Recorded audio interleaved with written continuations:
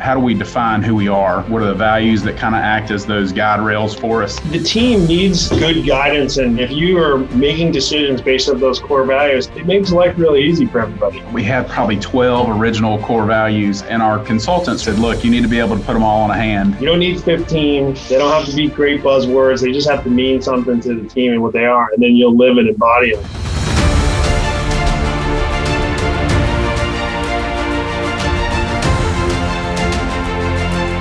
Hey everybody, this is Scott from Mobilization Funding. Today I'm bringing you another episode of the Real MF'ers. A little bit of different spin. This time we have a 100-year-old general contracting company out of Columbia, South Carolina. And today my guest is the president of McCrory Construction, Alan Bridgers. Alan caught my attention on LinkedIn with some of his posts talking about workplace culture, and the way he framed it and discussed it and talked about workplace culture in construction specifically just drew my attention, and I was fortunate enough to reach out to Alan, and he agreed, and I'm so glad he's going to share his story with us today. Alan, welcome to the show. Great to be here, and certainly appreciate you having me on. Well, jumping right into it, can you talk just a little bit about yourself and your background, kind of where you're from, what brought you into the construction world? And it seems like you've had made quite the career of it and enjoy it. So I'd love to hear more about it, how you got started. It's been great, and I've been blessed to find both a career I love and a company I love, and a city we love. So I don't think it gets much better than that. But I grew up in a little small town of Clinton, South Carolina, and then went to a small liberal arts school called Wofford College up in Spartanburg, and I majored in business. Didn't really have that much of a that was kind of the good general bucket to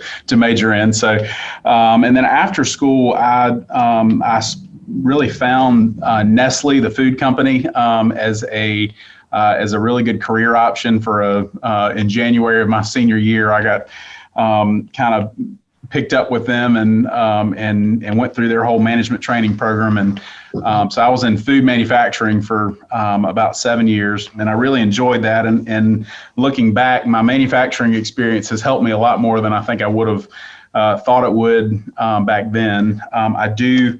One of the things that I do miss is the people. We had 1,600 employees in a plant, and so just a lot of fun faces and relationships. And but we also, in a manufacturing environment, if you're winning or losing every minute of the day. And so there's just KPIs galore, and that was something that, in hindsight, I really do. I hated it then, but I love it now.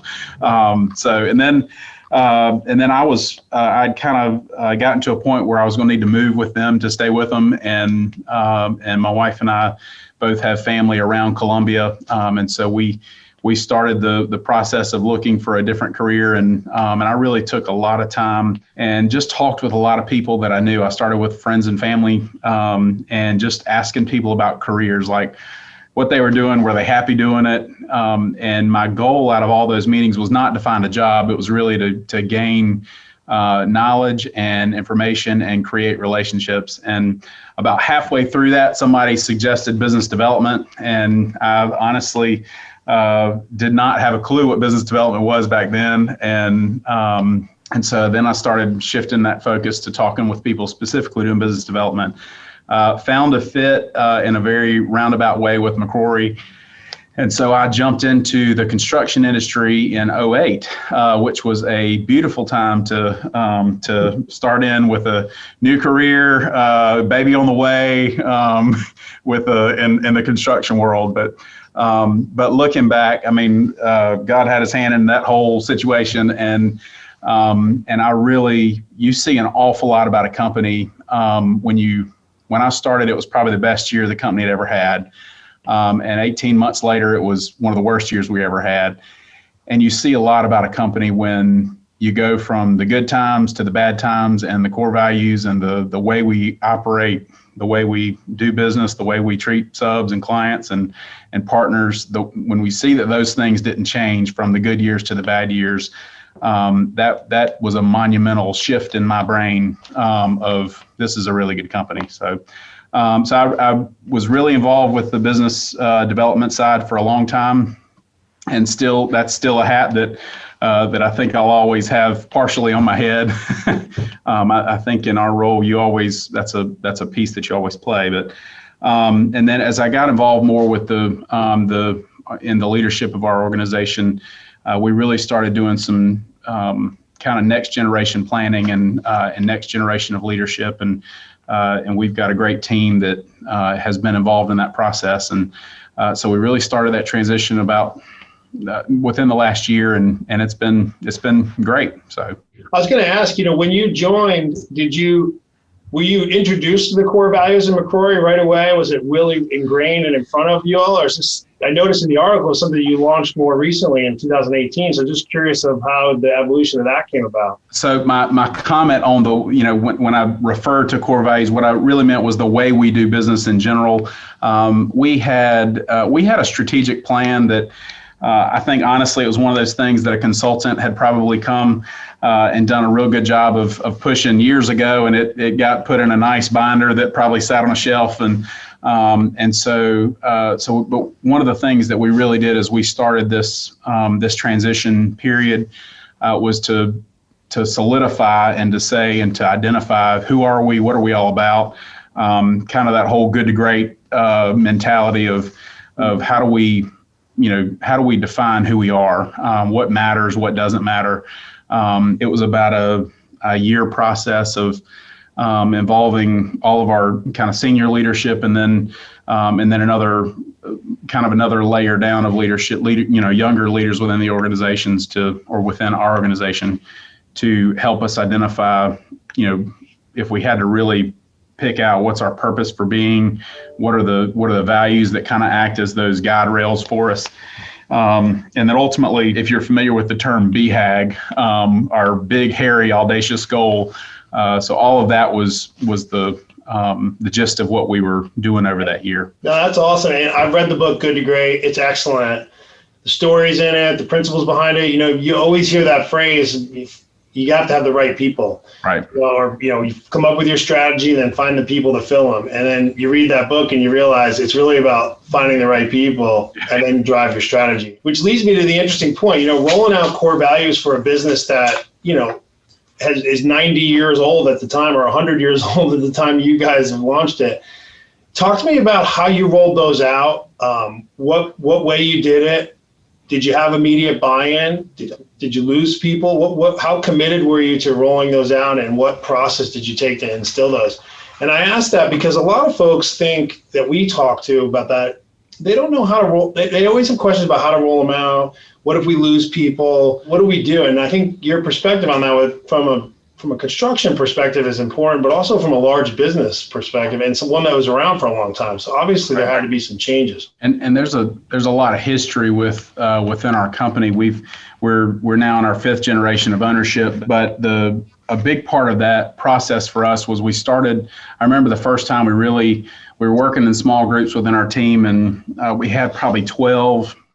Yeah, I think it was 12 original core values, and honestly, you could have taken our core values and Googled core values, and you could have found all those things. And it was, we were all excited. Everybody had their own kind of individual favorites, and our consultants really helped us to identify this. Said, look, you need to be able to put them all on a hand. And I'll also say prior to that, we did have about 10. I think it was exactly 10 core values that really not many people in our organization could name all 10 of them.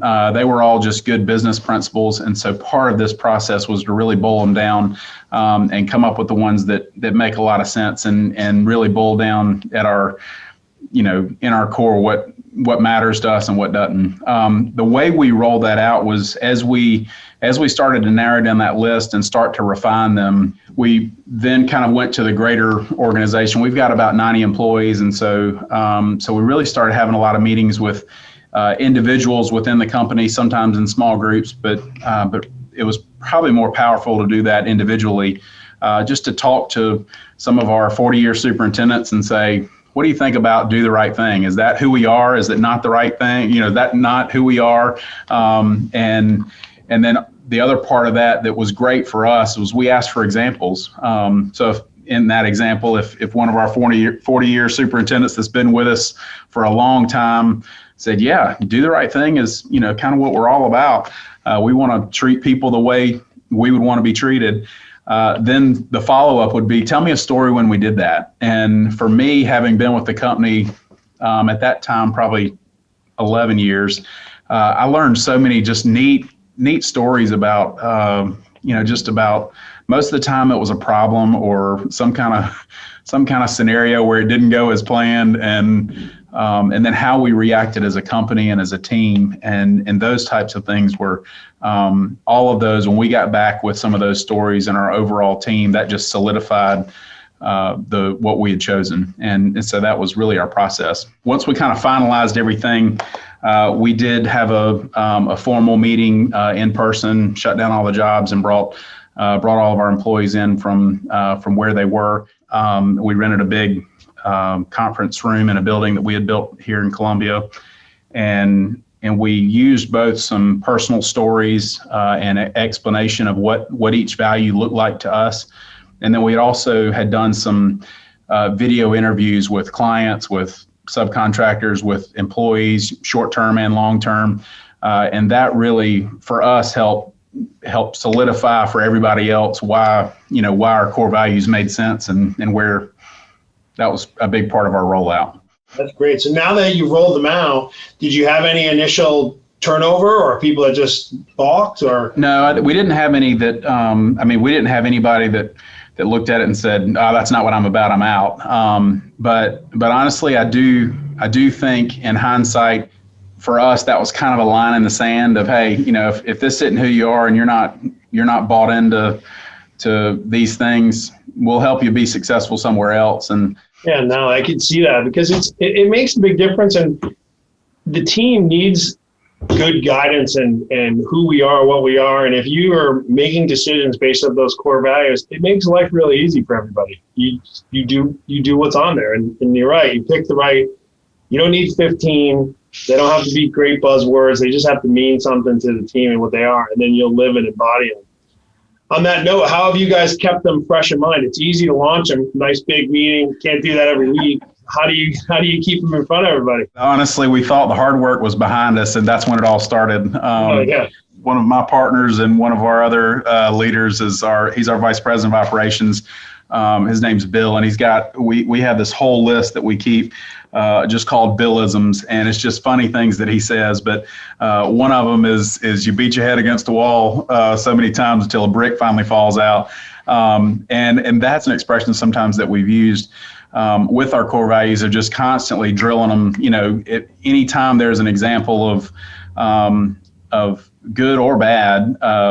If it's a bad scenario and we've got an internal meeting or a internal email, it's, hey guys, our core value is to focus on solutions. Are we dialed in to finding a solution for this owner? Doesn't sound like it. We're just coming up with excuses. And that's one way, but the great majority of them are when there's wins that we can celebrate and highlight, even the smallest little tiny details. That's when we as a leadership team really try to double down on, hey, Rusty, that client email that we just got, man, that is building a lasting relationship right there. That's fantastic. Keep it up. And I know once we've started to hear that back from our employees, you can tell that it's starting to sink in. So one of the things we try to do internally and on our team is each week we have the team kind of email to everybody something that they're proud of that they've done individually. It could be at work, could be in their personal or private life, just for other people. Our main purpose is to help those that we come in contact with, whoever they are. Right. Be customers, they might not be. They could be making a connection, an introduction. And I think if you live with that type of purpose, both personally and professionally, you're going to be more fulfilled, life of gratitude, so to speak. So one of the things we do is we launch out to the whole team. We have a team of 10, so it's maybe a little easier to manage if you did 100 emails. But everybody sends an email each week, every Friday, of something they're proud of they did that reflects that. And then they point out something that they heard or recognized someone else do for a customer or for a team member, or they just heard. And it's been great. And then they all vote each week in our team meeting, and we have this little fun wheel that we spin that has little different prizes on it. Coffee cards or Visa cards, little things that we give out in our meeting and kind of keep it front of mind. And even though we do all that, not everybody on the team can still recite all 5 core values off the top of their head. And so it's something, it's really that you have to work on it all the time to keep them in front of everyone. And you have to live it yourself. And it's my fault as the CEO. If that's not the case, then I'm not doing something right, so that's why I asked that question. I tell you, one of the things that we've really started to adopt as a leadership team is there's a book called The Ideal Team Player. It's a great story. I think it's by Patrick Lencioni. At the end of the day, they boil the book down to, a good team player has three main talents, and that's that they're humble, they have humility, and they're humble in what they do. They're hungry. They like to win. They like to work hard and just achieve. And then the last thing, and they just say they're smart, but what they mean is that they're people smart. They know how to interact with teammates. They know how to interact with each other and clients. And what I have found is, like, when we've got when we're interviewing new people, especially if we're doing it via Zoom, like on an introductory interview or something, I will literally just watch our chat feed of our internal employees, and they'll say, doesn't really sound that humble to me, or golly, this guy's got an ego the size of our company, and it's amazing how just getting behind some of those basic principles, and there's nothing in that, to me, there's nothing in that book that is like, earth shattering, but when you just put it together in just some real simple terms, I think that that helps. And I would look at our core values the same way, that there's nothing that's that I would say is unique to us or anything like that. And we work on it all the time, but it's not rocket science, but it's just that repetition piece and doing our best to live it out. You hit the nail on the head. You think it's hard to come up with them until you launch them. Yeah. And then keeping them in front of everybody and living the part, is one thing. But I can tell you, I think you get to a point in the business, particularly if you don't have a lot of turnover, where it really does start to embody it. And then it gets easier. I think it'll get easier because you have more people that with time and tenure and have been living it and ingrained in it. And what I've found is that I think it helps the team make easy decisions, in the moment. If you're on a place and you have to do something and you're wondering if you're going to get in trouble or is it the right thing to do, and you just lean back and say, look, this is the right thing, take care of it, do what's right by the customer, and you're okay. I think it's empowering, and it's just so much better. You mentioned being an ideal team player. You have both internal teammates and you have a lot of external teammates when you're on a project, whether it's through the owner or through the commercial subcontractors you might work with. How do you instill those core values when you're going outside your organization, if you do?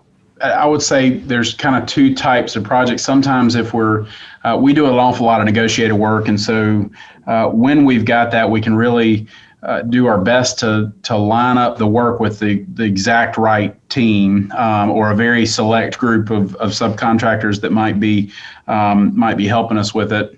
And I mean, frankly, we even sometimes go through a process of just like, hey, we're not going to use this company again because they don't align the way we do, or they don't treat their employees the right way, or most of the time it comes down to the way that they're choosing to respond to a situation with a customer. And sometimes we get in those situations where it's just, hey, we're going to finish out this project or not. But most of the time it's finish out the project and just not deal with them again. A lot of times, if our guys in the field we've got about 42 superintendents that are critical, and they're the boots on the ground for the team, and a lot of that comes down to them setting really clear expectations with subcontractors and suppliers and partners, and if there's a deficiency or an issue where somebody's not treating a client the way we would, they are by and large phenomenal with just nipping that in the bud. And most of the time there might be an email or a conversation back with their project manager, just as a heads up that something happened. And it's our project management's team to make sure they're supporting our guys in that, in those pursuits. And sometimes it's a formal email or a formal conversation with the owner of the company or something.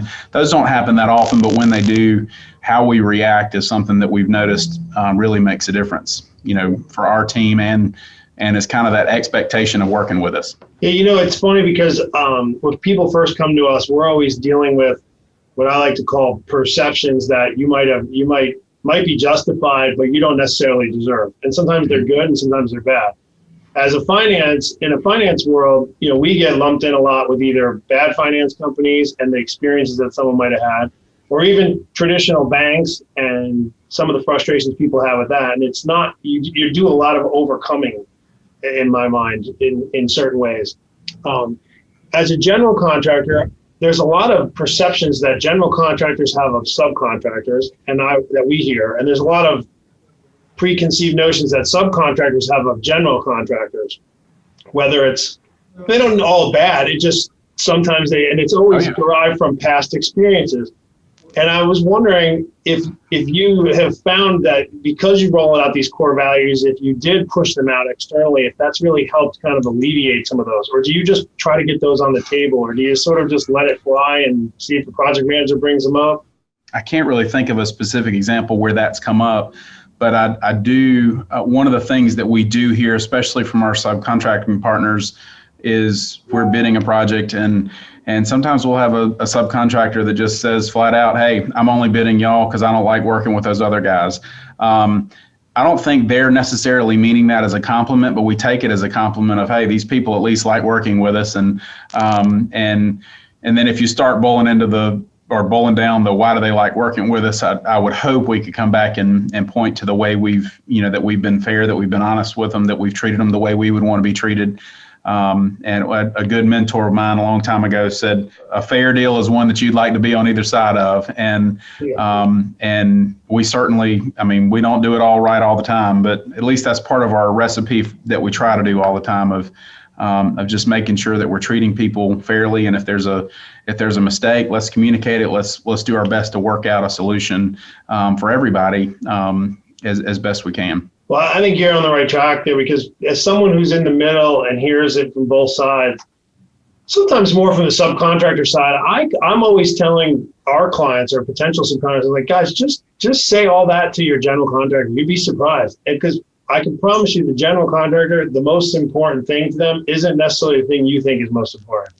Ask them what it is. Sometimes it might be price. Sometimes it might be performance. Sometimes it might just be time and speed, and they don't care about the rest. Like, don't make those preconceived notions because of a bad or previous experience, because it can be great. There's plenty of subs and GCs that work awesome together. And just if it's not, it doesn't have to be that way. And I think by having strong core values like you do, and actually if you exude those out into the world that you guys work with, I think you'll find a lot more honest and real conversations, just like some of the ones that your employees share with you guys too. I think that relationship is so key, subcontractor or general contractor, that for a 9 or 10 month project, if you're working with an electrical sub, they might as well be your employees. They're on the job, they're in every phase. They can certainly screw the project up, and they can certainly make it go easy. One of the areas that one of my other partners, a guy named Larry, he's responsible for all of our pre-construction. He talks about, like, from an estimating standpoint, he said most of the time in most companies, estimators spend 80% of their time behind a computer screen and 20%, maybe 20% either in the field or dealing with relationships and trying to find new subcontracting partners. And his whole thing with his entire team is flipping that and just saying, hey, we've got tools and skills and an ability to spend 20% on the computer and 80% developing relationships and trying to find those partners. Even just last week, we had a subcontractor in the upstate that just responded to a bid invite saying, please remove me from your list. And that was something that the person who received that email could have just said, sure thing, have a great day. But she took it upon herself to say, all right, well, why are you wanting to be removed? Is this not work you're doing anymore? Or is there a problem? And then really starting to dig into the problem as a team and do their best to make it right. It just, all of those tiny little things just add up in a big way with subs. You talked about the outside community and subs being part of that and other community involvement. And I noticed McCrory does a lot in the community and a lot for the community. How do you all choose which groups, which nonprofits, how you support them, what types of support you give? Can you talk a little bit about that and just how that's part of how you've ingrained that into your culture? It's tough because there's a lot of really good organizations and a lot of community partners and nonprofits that are doing just amazing things. But one of the things that we've really tried to shift a focus with is trying to relate things to our industry. But then also if we have employees that either have a particular connection, maybe it's an organization like the Juvenile Diabetes Research Foundation, where there's somebody with type 1 diabetes that, within the company that we want to support, or American Heart Association or something like that.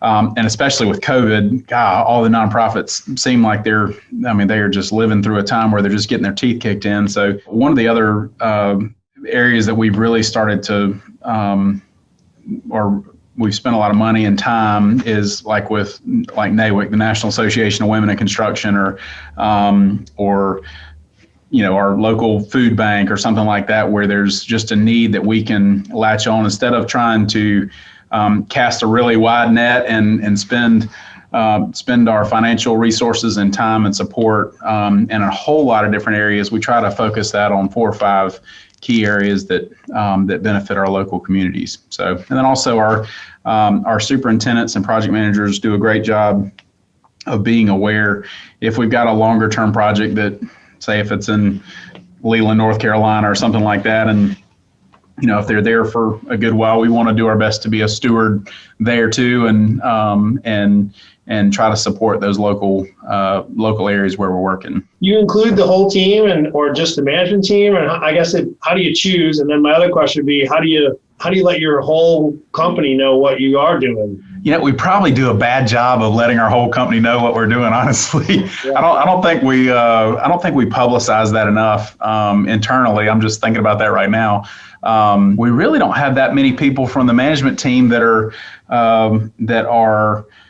the ones, it's not like little pet organizations that the management team has. It's really like when I think back to, like NAWIC or Habitat for Humanity or Harvest Hope Food Bank or something like that, that's coming from somebody within the, actually outside of the management team, now that I'm thinking about it. So, but we're all involved in it. And I think, our leadership team knows what we're doing. And a lot of times the employees that are directly involved with that organization may, but we really don't do a good job kind of tooting our internal horn of. Should, because I think what you're doing is awesome, and the way you're ingraining it, and that's part of it. And I think it's good to do, not to necessarily toot your own horn, but just to, out of sight, out of mind. People, it's important to give back. I think everyone should share individually and professionally if you can, when you can, regardless of the amount. And I think sometimes people that would normally give, they don't, because they're either shy or embarrassed, or they feel like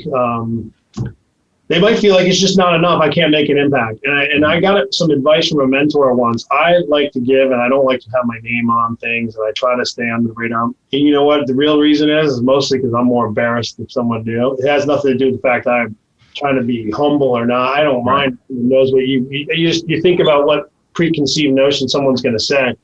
But they said, Scott, you know what? If you don't tell people, or you don't make it known, how are you supposed to motivate anyone else?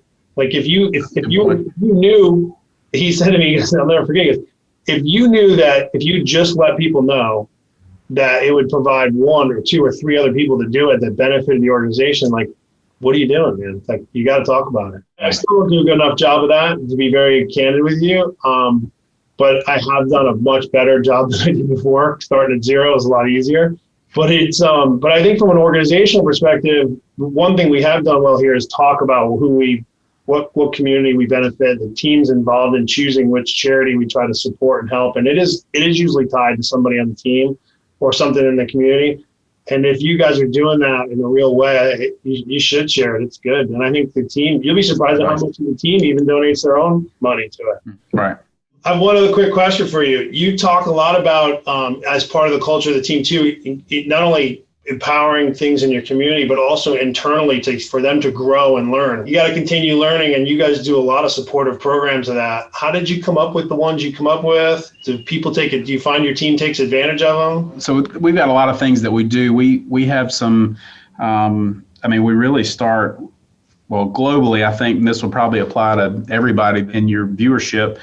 Like, our industry is dying. We have the perception of construction in general is generally not positive. It's kind of it's not it's not as sexy for a lot of people at a career fair in high school of, going to some type of trade program or for people that are furthering their education from a technical school or a four-year degree or something like that.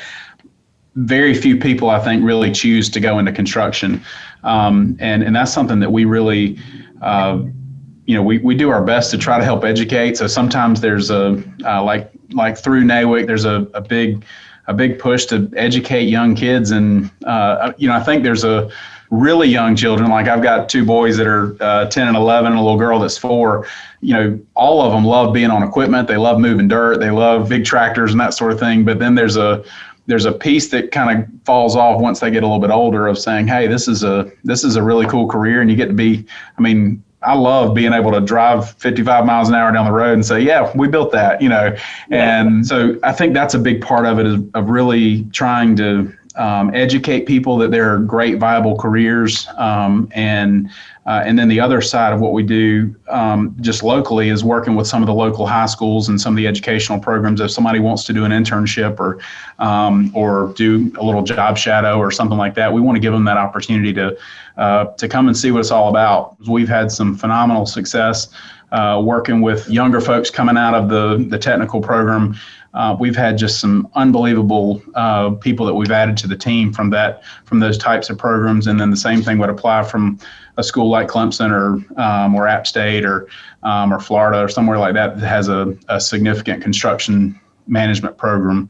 And so we have internships, and most of those are paid internships, and that kind of gives us a great opportunity to sell ourselves as a company and let them get to know us as a culture and who we are. But it's also an interview.